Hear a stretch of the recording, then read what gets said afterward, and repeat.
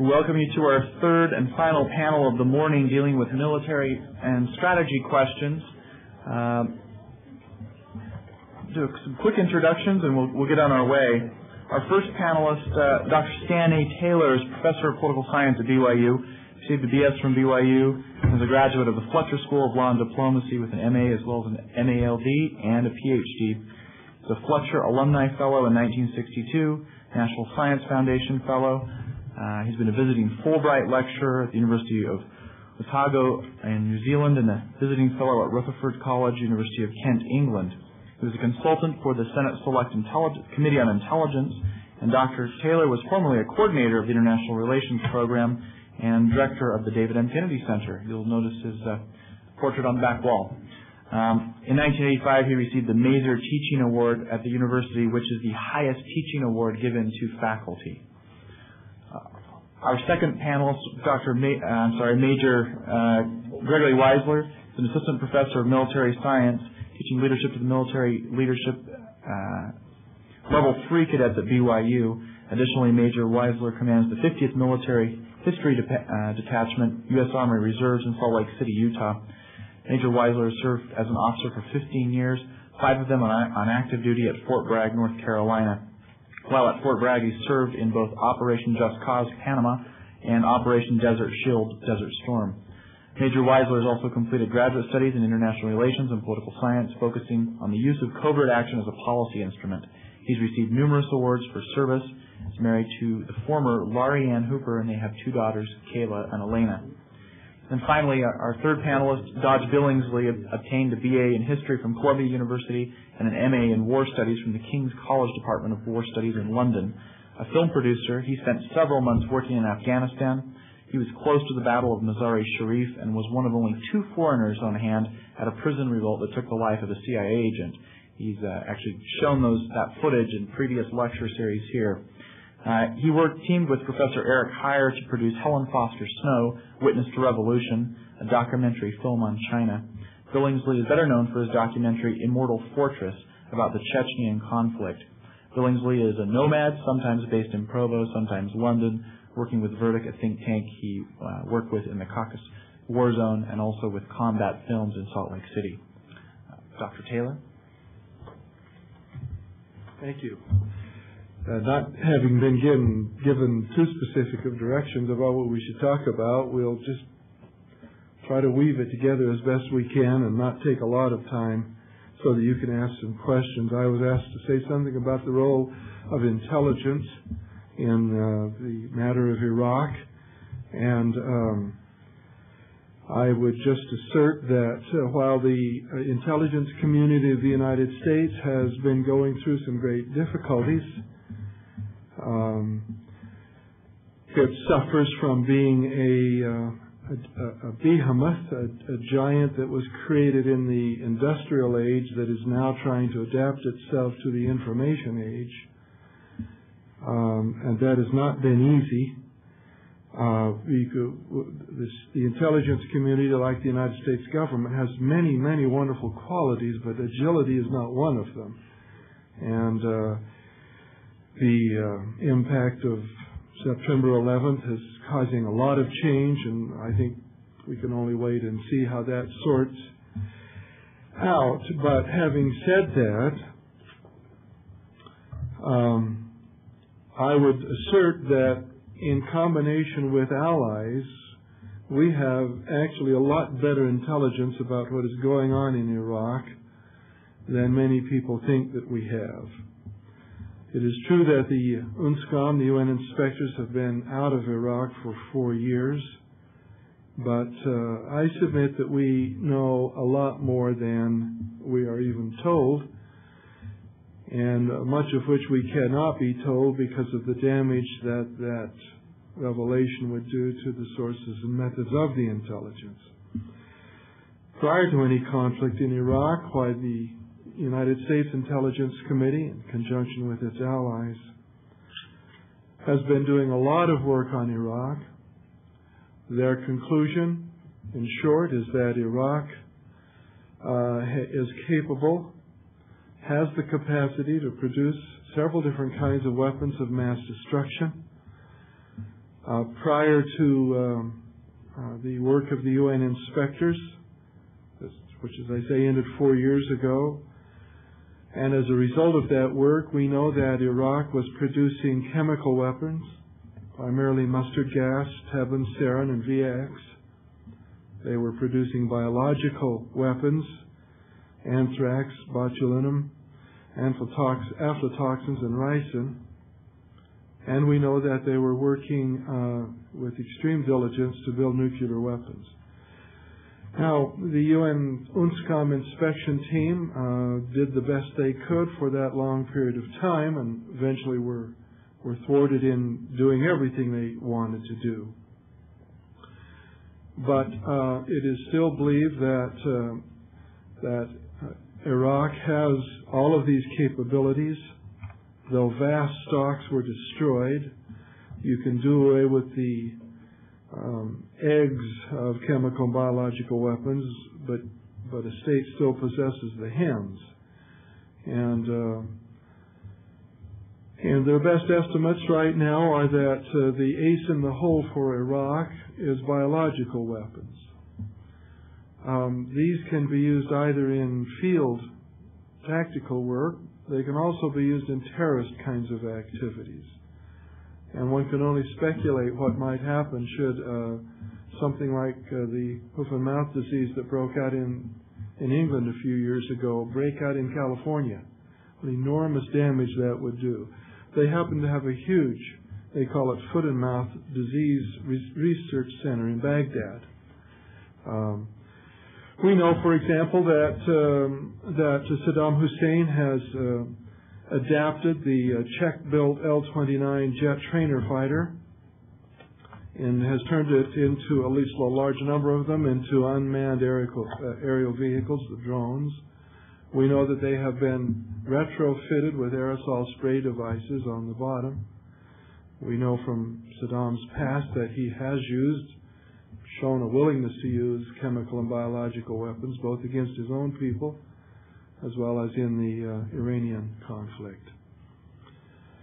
We also know that a fairly large number of Mirage jet fighters, the aging fleet of jet combat fighters that Iraq had from the French years ago, that many of them have been equipped with a torpedo-like third storage tank, looks like the fuel tank, but it has also been fitted with aerosol spray devices.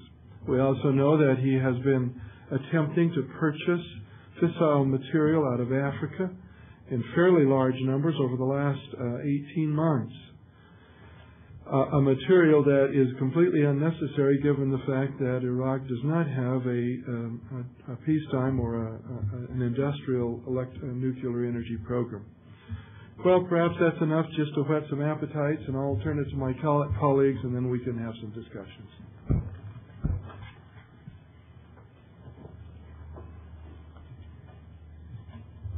Can I throw your map up? Did we figure out how that was going to work?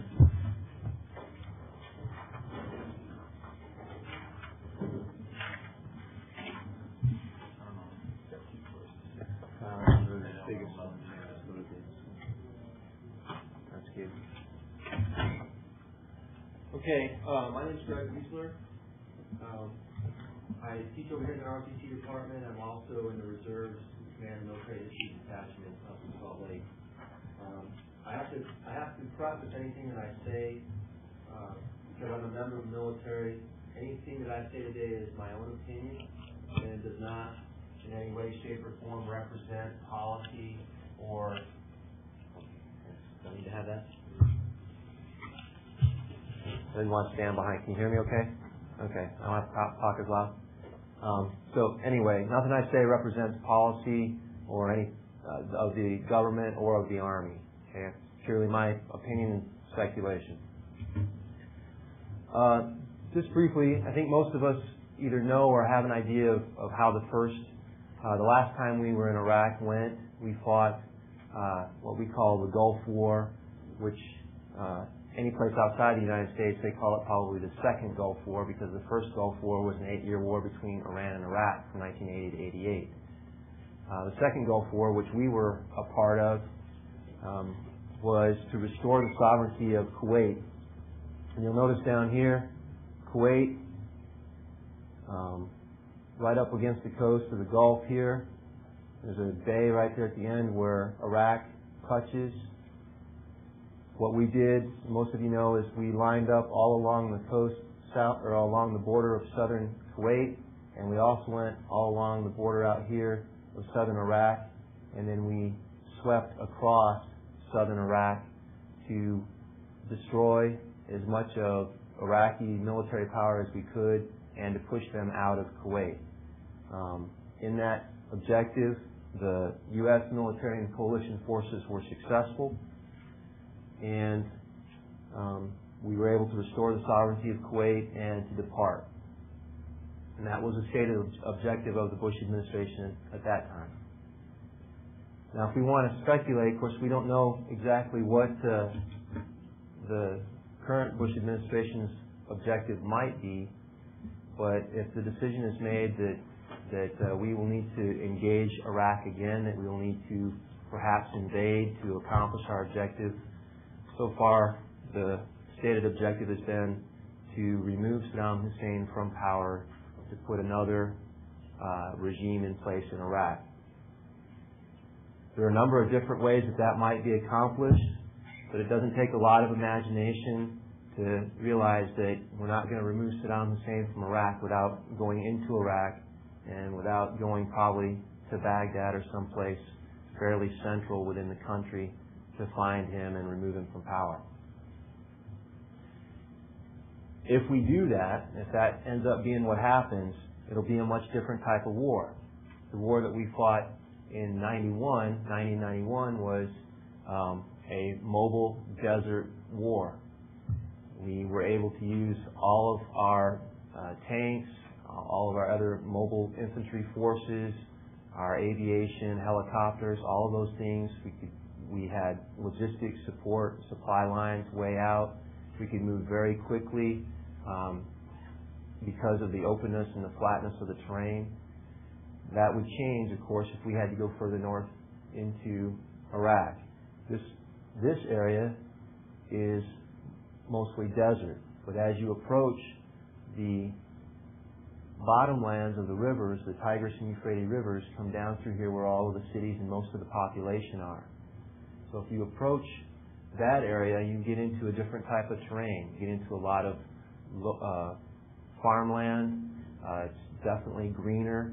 You get into a lot more populated areas, cities, and of course Baghdad itself was a very large city that involves a different type of fighting that we did in Iraq, and a different type of fighting than we've seen in Afghanistan to a fairly large extent. We haven't been involved as much in urban operations in Afghanistan as we might in a situation like this.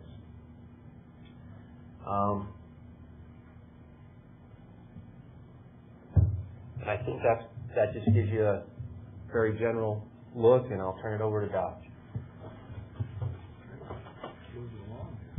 Yeah.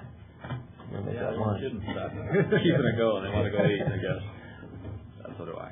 Actually, as was mentioned earlier, I'm talking a little bit about the urban scenario. I concur with what he says. It could be a totally different type of war, but the urban scenario, I think, will be the last case scenario in this war, in the sense that, there's still been a lot of at least posturing and positioning, and the administration coming out and saying that they hope or think or would like an uprising to occur that could remove Saddam so they don't have to. If we have to go, if the objective remains the same, which then drives the military strategy, and we do have to go in to these urban areas and flush out Saddam and maybe the Special Republican Guard and the Republican Guard units that might be or more likely to be loyal to Saddam, it could be a very messy situation indeed. And so I started thinking about it in terms of what would the urban conflict look like? Will it look like, and I brought this up earlier in the year here, would it look like the Russian campaign in Chechnya? I don't think it would. Russian units sort of haphazardly rolled into Grozny in December, New Year's Eve 1994, in 3 armored columns, and were decimated, and most of the units vanished on the streets of Grozny. The Russians never got out of their armored vehicles. The Chechens closed in on the armored vehicles and hacked many of the soldiers to death as they spilled out the backs of the armored personnel carriers, gathering their weapons and ammunition. Because contrary to what most people believe, the Chechens were not that well armed in the very early days of the battle, but they collected a huge amount of weapons and ammunition in the first battles, New Year's Eve, New Year's Day. Since that time, the Russian response has basically been, if you get sniped in one area of the city or you take casualties, you pull back and you artillery or bomb the building and the block. You just flatten the block. That goes against the way the U.S. fights wars, and we have strict rules of the U.S. Army, and the Western powers usually have stricter rules of engagement. They are not keen on taking civilian casualties, which is the messy situation. This is why urban war fighting becomes so messy. How do you not take civilian casualties? You know, if you look at the Chechen scenario where you had Chechens on the third floor, Russians on the second, Chechens on the first floor, it was a non-linear, three-dimensional battlefield. They were firing up, they were firing down, they were firing side to side. In this mix, you had civilians. When you go into a military operation, you want to control the battle space. You have less control in an urban environment than you do, perhaps, obviously, like in a western desert where two armies might square up and face each other. Will it look like Somalia?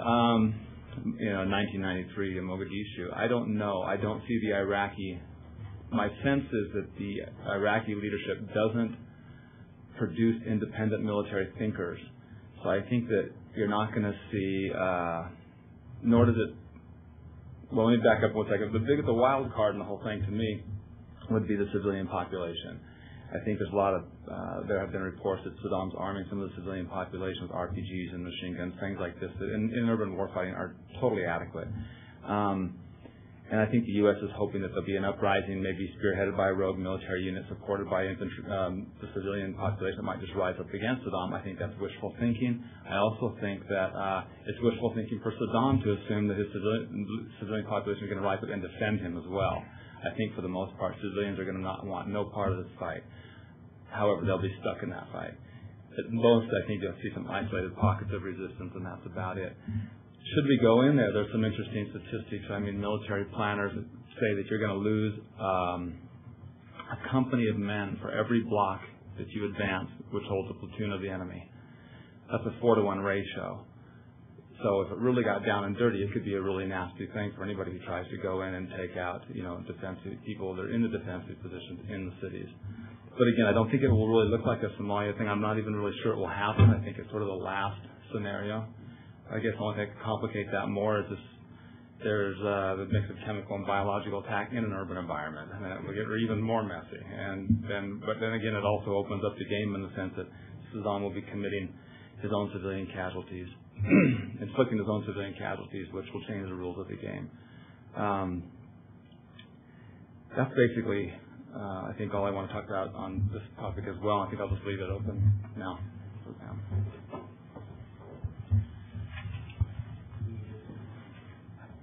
In our remaining time, we'd like to take some questions. We'd ask that you speak into the roving mic so we can all hear.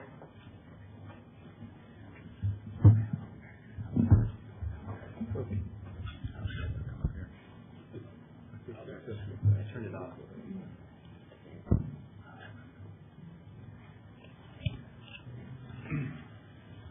My question is for Gregory Weisler. Mr. Weisler, one of the difficulties in removing Saddam Hussein from power is the vacuum that it would create in political structure in Iraq. Various factions, such as the Iraqi National Congress, the Kurds, the Shiites, oppose the current regime, but they have little ideological common ground. My question is, what role should the U.S. and the international community take in restructuring the Iraqi government after Saddam Hussein? Good question. My personal belief on this is, if the administration decides that that's what we have to do, or that's what they're going to do, then they need to have a pretty well thought out plan about what the end state's going to be and what they're subsequently going to do. There's a couple of different ways to view that. One is if we go in there and remove him, it's our responsibility to help rebuild the government and rebuild the economy. If we engage in something like that, and I'm not sure that we as a nation are prepared to, if we engage in something like that, we're looking at a 10 or 15 or 20-year commitment. And we're also looking at putting ourselves right in the middle of one of the most complex geopolitical areas of the world where everybody will hate our presence there. The other possibility or potential avenue, and there are a number. I'm giving you kind of the extremes. The other is simply go in there, remove Saddam Hussein, figure out who the next guy is going to be, and say, okay, you're the boss, and then leave. Okay, and we do that. That would lessen, the expense and the commitment of our nation or of our government, but we'd probably also leave a vacuum and invite Turkey, Syria, and Iran to interfere. So there's no easy solution to whatever the consequences are.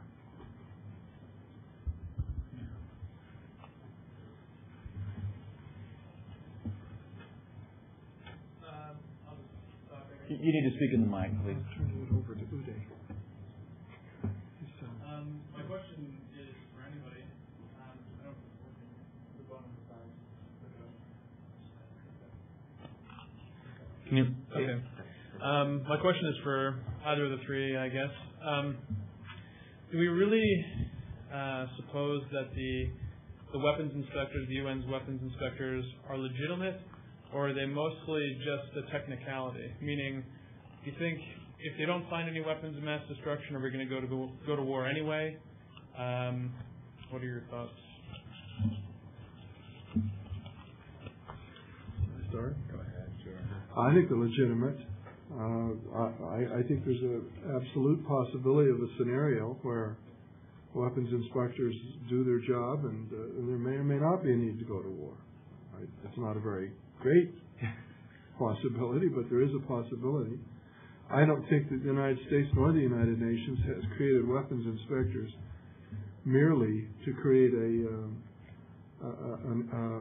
trip line to get the United States in the war.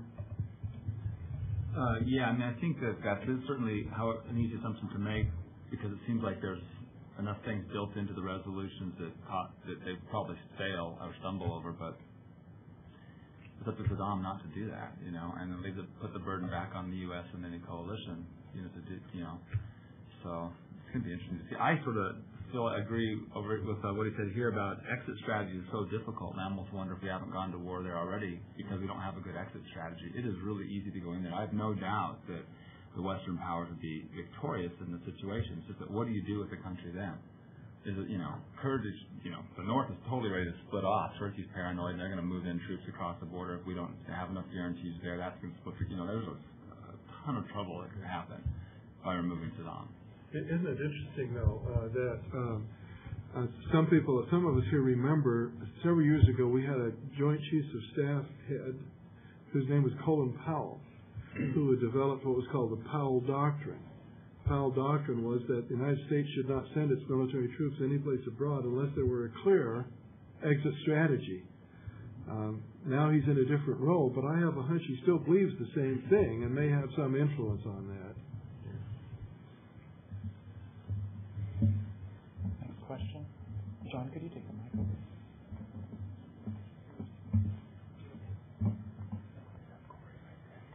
Yes, this one's for Dodge.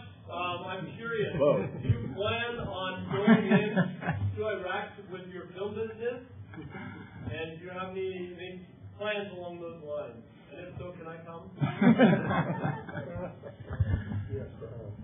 Yes, we do have plans. I don't want to discuss it at the moment what our plans actually are to go in, but we'll be there in one way. The only real challenge for us was the idea: do you go with or without the U.S. troops? In Afghanistan, I ran 2 different missions of my own, I guess, and there one's completely independent, and I ended up linking with some from the Mazar just by chance. And the second one, I actually did an embed with the unit, and they were both productive and both interesting and both very educational in their own right. Iraq will be interesting because we're still sort of laying the groundwork what exactly we want to do.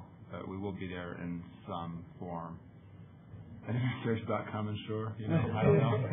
But there's a question up here. Sorry. She had her hand up. Okay.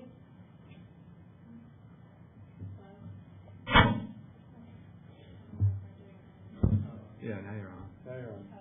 Oh. Oh, talk to the other end. Still a little. I didn't need it. All right. There you go. My question is for Mr. Billingsley. Thank you. You mentioned just that it's kind of irrational for the United States to expect that the population will go for or against any potential campaign in Iraq. And my question, I guess, is not so much about the population, but about the military.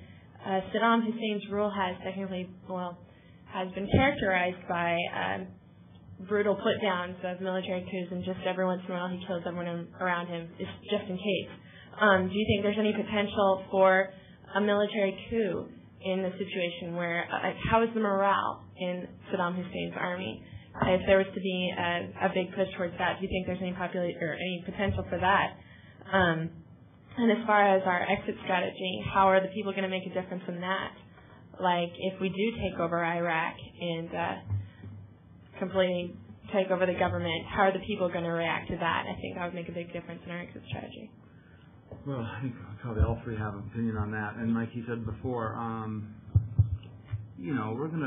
it's kind of love-hate, being the U.S. and having the military as an instrument of power, in the sense that there will be a lot of people who will silently cheer what we do in Iraq like we did in Afghanistan. Then everybody will complain on the outside. The French will bail first, and I say that because I like to tease the French. But anyway, so we can't really stay there. I mean, we can't come up with an occupation. It will have to be some sort of international some sort of, whatever they're trying, I don't know what it's going to be, but it can't be us that just rules Iraq. I think everybody's aware of that. That's just, the imperialist period is over. What was the first question about the people rising up? Oh, military coup. I don't know. I don't know what the morale is. And he may be better versed to answer that. I just think it's very unlikely. I don't think, and one thing that I didn't, really go into detail on it, I can Chechnya has developed a warrior culture. They've been fighting for 100 years on their own, which actually has led to the demise of the state. They gained autonomy in '96. They can't hold it together because every Chechen's a warrior, and they won't ever band together and have any sort of democratic process. And on the other hand, I think in Iraq, because of the severe put-downs, you have a small culture of loyalty by an elite group, and the others are scared. They're just scared to death. So I don't really think you're going to see any massive coup attempts. I mean, you might find some guys, a unit that might link up with U.S. forces or something like that. I don't know. That might skip the fight and then say, well, here's some intel. I don't think you're going to see tanks rolling backwards like T-72 Iraqi tanks rolling into Baghdad to fight it out with the elite Republican Guard or anybody else who might be there. But I just don't know. Just to go back to the military, I think we learned a lot from the last time we were there. It'll be a very similar experience. This whole past 10 years, what money and resources that Saddam Hussein has been able to bring into the country have almost all exclusively gone to the Republican Guards. So he's rewarded them, he's fed them, he's clothed them.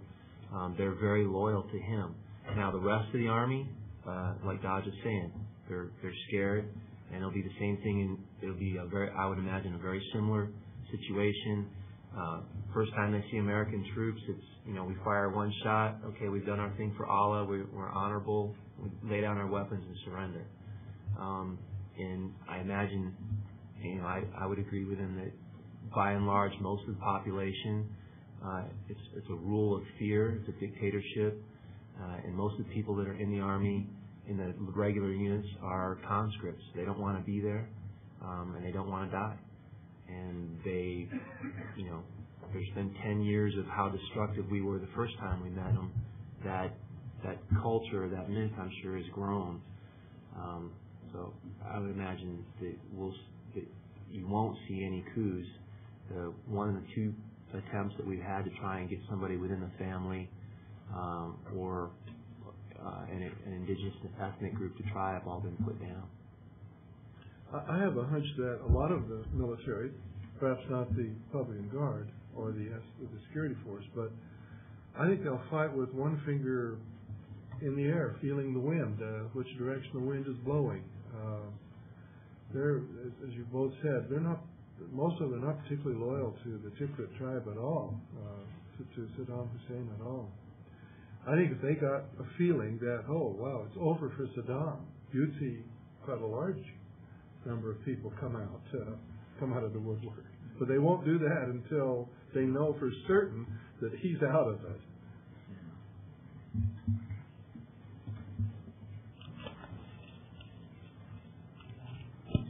Check. There's a big emphasis on regime change, and we're going to install a democratic government here. Well, with Pakistan having their democratic elections and our allies just barely winning the elections, and then in Algeria, the FLA, we had Islamic groups winning the elections and then shamming these elections and again taking power. Isn't it a threat to us to think that if we do this, that there's a possibility that we have Islamic clerics and rightists being democratically elected by their people, and then in this sense we're exchanging dictators for clerics? And are we going to have a democratically elected Ayatollah, a democratically elected Taliban in Iraq? And is this ever a thought, or is this? I mean, do we look past our neocon tunnel vision and think of this? I'll just give a brief response. I think one, as a nation and as a government, we need to get over this idea of going in someplace and establishing a democratic government. Probably the worst thing we could do there, in my opinion, is go in there and try and establish some type of democracy. They need some sort of order and a restoration of an economy so that they can develop in that direction. But I think you outlined some very legitimate concerns. The other countries in South Asia and Southwest Asia with democracies, there's not as much education among the people, and so they tend to go with the demagoguery. So whoever can shout the loudest and get the most attention gets elected. So that's something that would be, a very dangerous thing. We have to really, our government needs to think about. We need to be very careful about trying to establish a government. I was at a luncheon 2 weeks ago with Thomas Friedman, and he had a very interesting thing to say about this. He said, you look at the governments in the Middle East, you'll find there are two types. There's those nations where the government is ostensibly very pro-U.S., and the people are rabidly anti-U.S.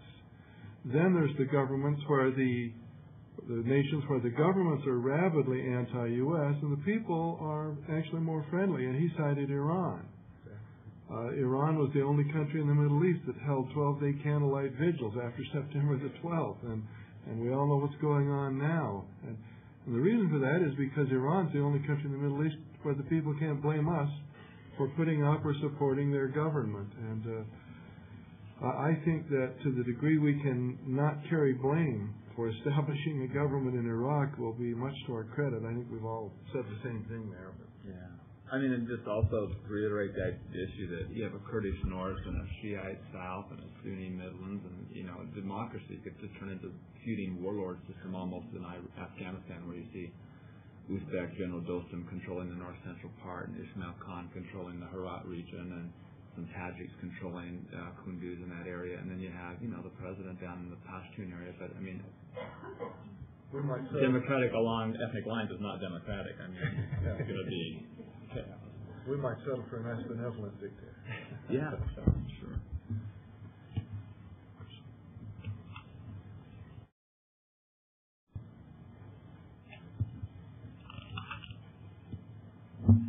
Okay. My question is, with all these groups that could possibly start feuding in case of Saddam's overthrow, which appears to be one of the only clear objectives of President Bush, I wonder what, maybe this is for Mr. Weisler, what is the responsibility of the military in finding these weapons immediately, and what are our objectives to make sure that these groups that could start feuding don't get a hold of Saddam's weapons and start using them on themselves?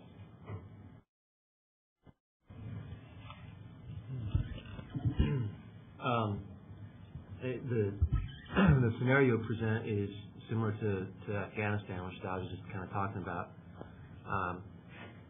I'm not as familiar with the different tribal alignments in Iraq, although Saddam Saddam's tribal alignment. Of course, he's been very benevolent to those in his tribe. Right, excuse me. Right now in Iraq, the people that have the power are those that are in the military. So if we're going to see any sort of problems or conflicts at, post Saddam, I think it'll be less tribal and more those that are used to being in power, and looking at commanders of brigades or commanders of divisions, those kinds of things that will want their share of what's left. And if we're going to stabilize the country, if that's part of what we end up doing, then we'll have to find some way of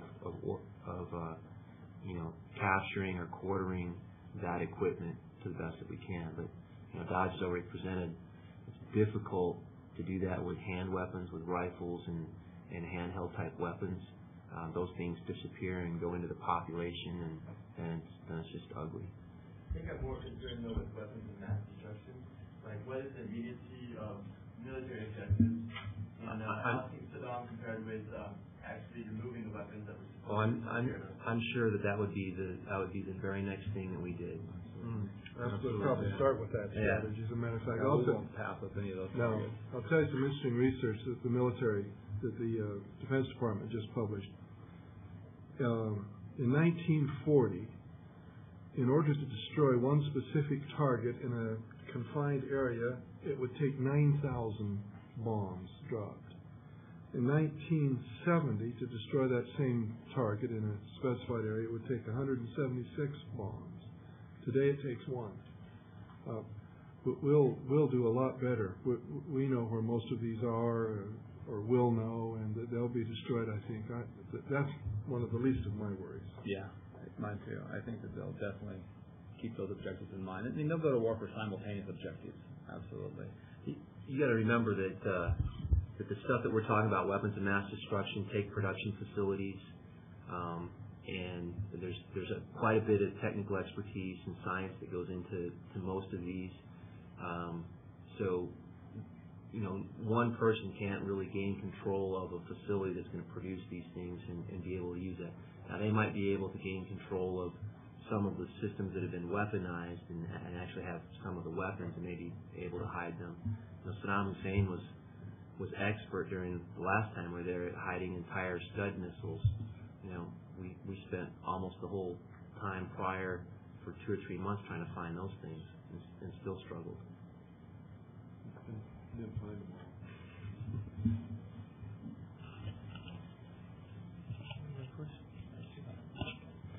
all. Being that the stated purpose of the Bush administration is to remove Saddam Hussein, can you comment on the reliability of whether it be U.S. intelligence or an international cooperation of intelligence to actually locate him, to know where he's at? Because there seems to be a myth that here we have satellite cameras constantly monitoring his position, and of course I don't believe that to be true. But can you comment on the possibility of that and the possibility of potential success in our stated goal?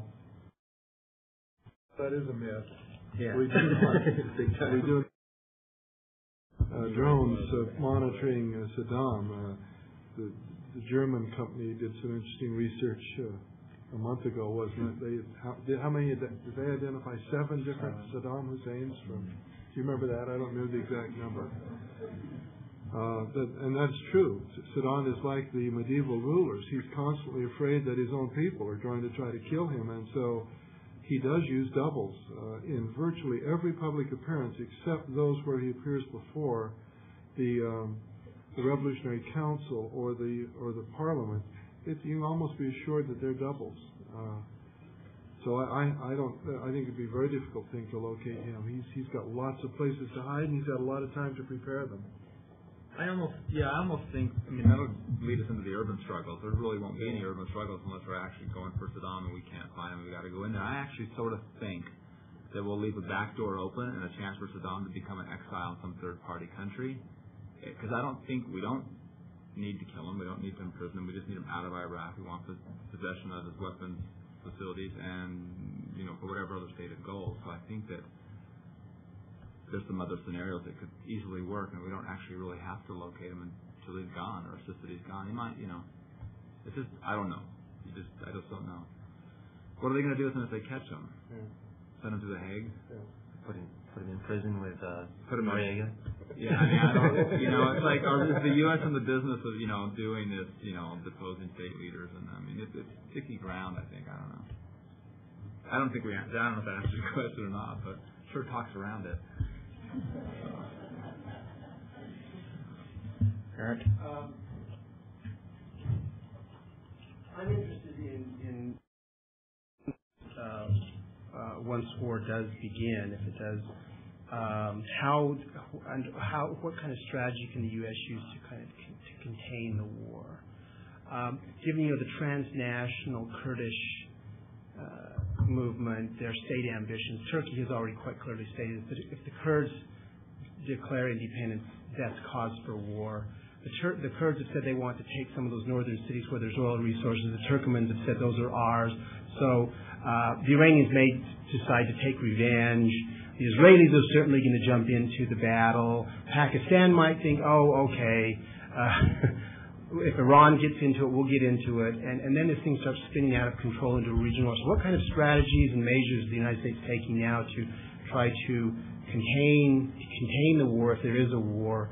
And how do we try to limit that war? How do we try to you go back to World War I and World War II. In order to gain allies against the Ottoman Empire, we made lots of promises.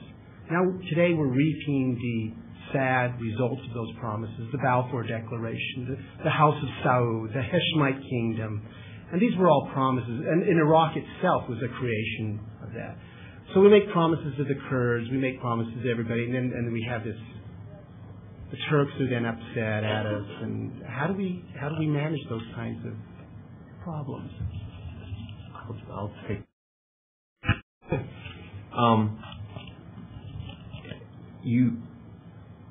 It's all done behind the scenes. Colin Powell and his staff are probably the busiest and most people would receive the least thanks of anybody in Bush administration staff.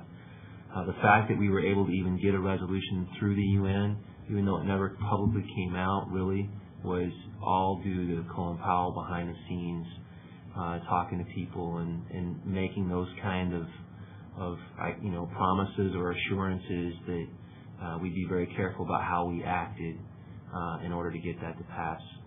That's again, a supposition on my part, but you're right on the money there with all the potential problems that will fall out of this if it happens. And the only way that we'll have assurances and very strong promises about what the end result will be, and some of that will have to be combined with threats.